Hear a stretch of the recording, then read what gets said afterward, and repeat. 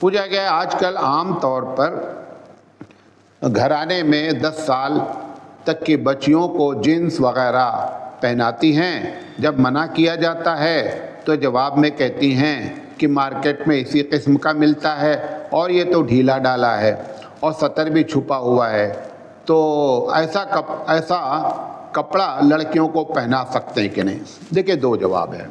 میری نواسی ہے 6 مہینے کی۔ کتنے دن کی؟ 6 مہینے۔ پہلے دن سے اس کی ماں نے، چاہے ہمارے کی تربیت میں، کہ اس نے طے کر رکھا ہے کہ ہم بچی کو چڈی نہیں پہنائیں گے، اور اس دن سے آج 6 مہینے تک اس کا پورا پیر ڈھکا رہتا ہے۔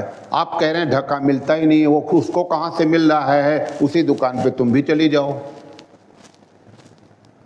کبھی آپ نے تلاشا ہے؟ آپ نے تلاشا ہی ہے جا کر کے وہاں کہ جہاں پر آدھی شرٹ ملے، اسکرٹ ملے، تو وہ اسکرٹ مل گیا ہے؟ یہ سب اپنے آپ کو بیوقوف بنانے والی بات ہے۔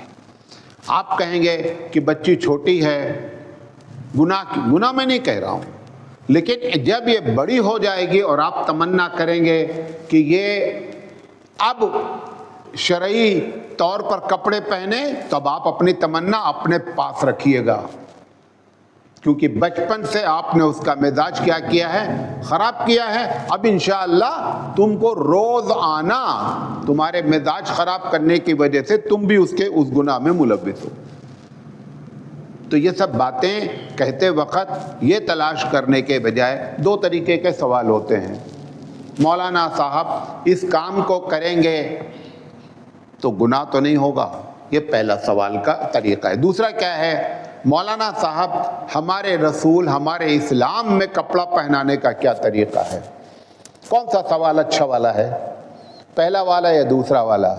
پہلا والا اگر آپ سوال کر رہے ہیں تو اس کا مطلب یہ ہے کہ آپ بچاؤ کے طریقے سیکھنا اور جاننا چاہ رہے ہیں، اور حقیقت میں اگر اسلام ہے تو آپ اسلام کا نام لے کر کے سوال کریں گے۔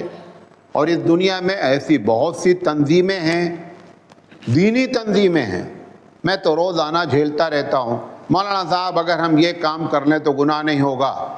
ایک عالم جو ہوگا، ایک مفتی جو ہوگا، وہ دیکھے گا شریعت کے اصول نہیں، بول دے گا گناہ نہیں ہے۔